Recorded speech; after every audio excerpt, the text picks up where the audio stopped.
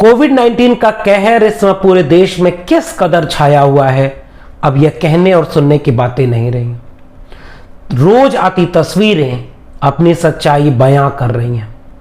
हमारे आपकी जिंदगी में ऐसे लम्हे शायद कभी नहीं आए थे। हमने इतनी ज्यादा मौतें, अनगिनत जलती चिताएं, रोते बिलखते लोगों को इससे पहले कभी नहीं देखा। और बार बार इस बात पर जिक्र किया जाना जरूरी है कि यह महामारी तो पूरी दुनिया के लिए थी, फिर यह भारत में ही इतना कहर क्यों बरपा रही है।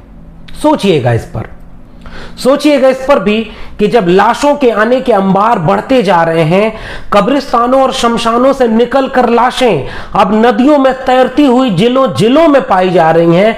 यूपी बिहार के कई जिलों में गंगा के किनारे बहती हुई दर्जनों लाशें मिल रही हों, उसी दौर में यूपी बिहार समेत कई राज्य कह रहे हैं कि अब उनके यहां कोरोना के आंकड़े घट रहे हैं, संक्रमण दर घट रही है। लेकिन सच्चाई क्या है यह आप भी जानते हैं। उत्तर प्रदेश के कई अखबार यह लिख रहे हैं कि गांव में फैलता जा रहा यह बुखार अपने सबसे खतरनाक दौर में जा रहा है। कोई गांव ऐसा नहीं है जहां दर्जनों मौतें न हो रही हो, ऐसा अखबार कह रहे हैं। लेकिन सरकारी आंकड़े कह रहे हैं कि अब हमें चिंता की बात नहीं है, हम बहुत ज्यादा ऑक्सीजन दे रहे हैं। उत्तर प्रदेश और बिहार वो दो राज्य बन चुके हैं जहां सबसे खतरनाक तरीके से कोविड गांव में फैल रहा है, और इन्हीं दो राज्यों में इंफ्रास्ट्रक्चर, हेल्थ इंफ्रास्ट्रक्चर सबसे ज्यादा कोलैप्स है। यहां के सरकारी अस्पतालों के हालात बयां करते हुए तस्वीरें, वीडियो, कोई अपने परिचित को कंधे पर ले जा रहा है, कोई ठेले पर ले जा रहा है, न एम्बुलेंस मिल रही है, न डॉक्टर मिल रहे हैं, न दवाएं और न ऑक्सीजन। और अगर कोई उनकी मदद कर रहा है तो उनके ऊपर मुकदमे किए जा रहे हैं, वो राम राज्य वाला उत्तर प्रदेश हो या बिहार हो। बिहार में अभी देखा आपने कि कई जगह पर ऐसे घटनाएं सुनने को मिल रही हैं कि जो लोग लोगों की मदद कर रहे हैं उन पर मुकदमे कर दिए गए। दिल्ली में यह वाकया सामने आया था। आम आदमी पार्टी के एक विधायक पर यह आरोप लगा कि वह भी कालाबाजारी कर रहे हैं। हाई कोर्ट ने कहा कि अगर वो अपने संसाधनों से ऑक्सीजन सिलेंडर और तमाम चीजें जुटा करके लोगों को दे रहे हैं तो यह कालाबाजारी नहीं कही जाएगी। बिहार में एक नेता, एक भाजपा के सांसद के यहां जाकर के देख रहा है कि एम्बुलेंस चोरी की गई है और यहां पर रखी गई है, और उसी दौर में लोग तड़प तड़प के मर रहे हैं, उस नेता को जेल में डाल दिया जा रहा है। यह अलग बात है कि इस पर भी विचार किया जाना चाहिए कि जेल में डाल करके आप जबरदस्ती किसी को नेता भी बनाते हैं, वरना कोई आज के जमाने में इतना मूर्ख नहीं है कि जबरदस्ती किसी को जेल में डाल करके लोगों की आलोचनाओं और गालियों को सुनने का काम करेगा। कहीं ऐसा तो नहीं कि लाशें जो नदियों के किनारे पसरती जा रही थीं, कहीं ऐसा तो नहीं कि गांव गांव में जो मौतें हो रही थीं उनसे आपका ध्यान न भटकाया जा रहा। लेकिन गिरफ्तारी गलत है तो गलत है। जो मदद कर रहा है आप उसे जेल में डालेंगे, आपकी नीयत पर शंका है। आप कहीं मिली भगत कर रहे हो या आप जानबूझकर ऐसे लोगों को डरा रहे हो जो लोगों की मदद कर रहे हैं, इस पर लोगों को सोचना होगा। वही हाल उत्तर प्रदेश में है। कोर्ट इलाहाबाद ने यह कहा कि आप जो काम कर रहे हैं उस पर हमको भरोसा नहीं है, आप उसका पूरा अपडेट हमें देंगे, और हर जिले में 48 घंटे के अंदर शिकायत प्रकोष्ठ गठित करिए, हमें आपके कामों पर संतोष नहीं है।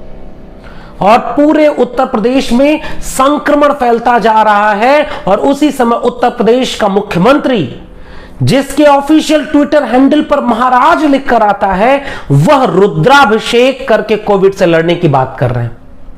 अफवाहों का बाजार भी गर्म है।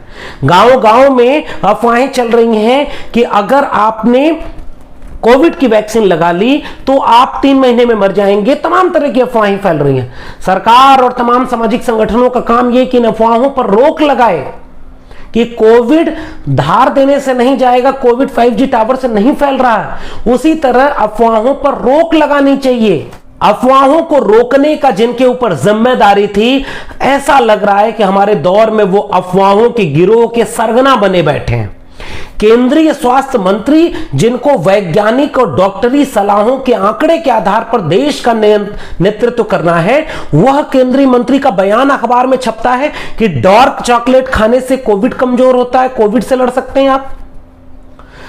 द वॉशिंगटन पोस्ट कह रहा था कि भारत देश के प्रधानमंत्री के सामने दो विकल्प थे, वो देश को बचाए या अपनी छवि को। उसने अपनी छवि को बचाना चुन लिया और उसका हाल का प्रकरण यह देखने को मिलेगा कि अभी ट्विटर पर उन बीजेपी आईटी सेल के प्रमुख ने एक फेक वेबसाइट का लिंक जारी कर दिया कि प्रधानमंत्री मोदी जिस मेहनत से, जिस शिद्दत से, हार्ड वर्क से देश को कोविड से लड़ने में नेतृत्व दे रहे हैं, यह अप्रत्याशित है। और इस वेबसाइट के लिंक को कई कैबिनेट मिनिस्टर ने साझा कर दिया। बाद में तफसील हुई तो पता चला कि द डेली गार्जियन नाम की यह कोई वेबसाइट है ही नहीं, यह तो उत्तर प्रदेश के किसी डोमेन पर चलाई जाती है और इसका व्यक्ति ऑनर जो है वह अभी भाजपा का कोई आईटी सेल का है।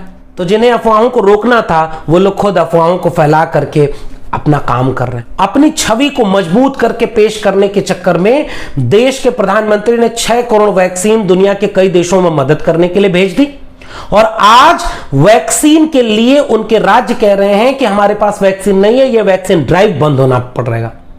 मजबूरी यह है कि कोर्ट कह रहा है कि आपके पास इतना संसाधन नहीं है, तो आपने क्यों इतना हड़बड़ी में यह सब काम कर दिया। और अब दोनों बाहें फैला करके दुनिया के बाकी देशों से वो वैक्सीन मंगा रहे हैं। नताशा नरवाल, देवांगना कलिता जैसे पिंजरा तोड़ के कई सदस्य अपने लोकतांत्रिक हक का इस्तेमाल करते हुए सीएनआरसी के विरोध में आंदोलनों में शरीक थे। दिल्ली दंगों के समय वो दंगों को रोकने में काम कर रहे थे और बाद में यह सरकार उन्हें दिल्ली दंगों का साजिशकर्ता बताकर जेल में डाल देती है। नताशा नरवाल के पिता ने एक इंटरव्यू में कहा कि मेरी भी उम्र हो गई है, पता नहीं आखिरी बार मेरी बेटी मुझे देख पाएगी या नहीं, मैं उसे देख पाऊंगा या नहीं। और अब यह खबर आ रही है कि नताशा नरवाल के पिता कोविड संक्रमण के चलते इस दुनिया को अलविदा कह गए। आखिरी बार नताशा अपने पिता को नहीं देख पाई।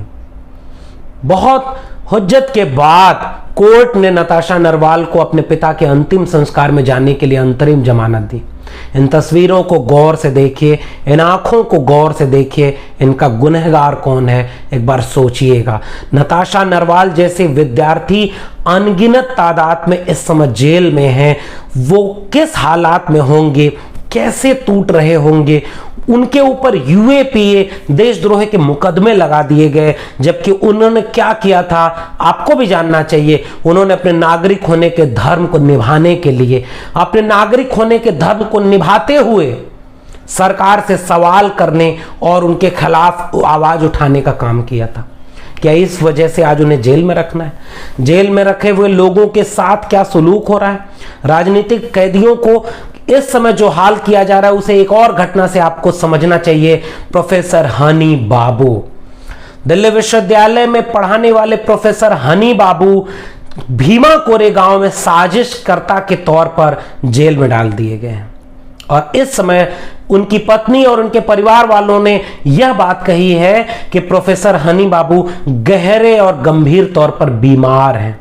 उनकी आंखों से लेकर के शरीर के कई अंगों में गहरे संक्रमण और बीमारी फैल रही है और ऐसे दौर में ऐसा लगता है कि प्रोफेसर हनी बाबू, प्रोफेसर आनंद तेलतुंबड़े, गौतम नवलखा, बरवर राव, तमाम लोग जो इस देश की बौद्धिक संपदा हैं उन्हें जेल में डाल करके मारा जा रहा है। जिस समय दुनिया कोविड से लड़ रही है, हमारे देश के नेता ऑक्सीजन सप्लाई करने वाले लोगों पर मुकदमे कर रहे हैं, एम्बुलेंस खोजने वाले को जेल में डाल रहे हैं और देश की जमहूरियत को बचाने के लिए लड़ने वाले छात्रों, नौजवानों और प्रोफेसरों को जेल में रख करके मारने की साजिश कर रहे हैं। इसलिए इस पर भी नजर रखिए, आवाज उठाइए कि जितने भी राजनीतिक बंदी हैं उन्हें तत्काल बाहर किया जाए।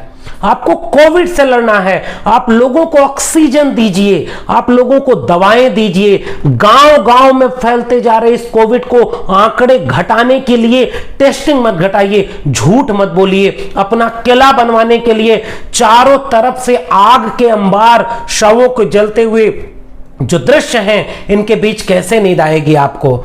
सोचिएगा, नागरिक होने का धर्म निभाइए, वरना आंसुओं के सैलाब के बाद जो कुछ भी बचेगा उनमें हमारा और आपका हिसाब लिया जाएगा कि जब यह सब कुछ हो रहा था आप क्या कर रहे थे। कम से कम आप कह सकें कि मैं नताशा नरवाल, मैं प्रोफेसर हनी बाबू, प्रोफेसर आनंद तेलतुंबड़े और ऑक्सीजन सप्लाई करने वाले लोगों, मददगार लोगों के ऊपर जो मुकदमे किए जा रहे हों, दिलीप पांडे, पप्पू यादव, एन श्रीनिवास, इन लोगों के ऊपर जो मुकदमे किया जा रहे हों, हम उनके खिलाफ बोल रहे थे और अपने देश के तानाशाहों से कह रहे थे मनुष्यता को बचाओ। मनुष्यता बचेगी तो अपनी नफरत की सियासत, अपनी झूठ की सियासत, अपनी छवियों को चमकाने की सियासत तुम बाद में भी कर सकते हो।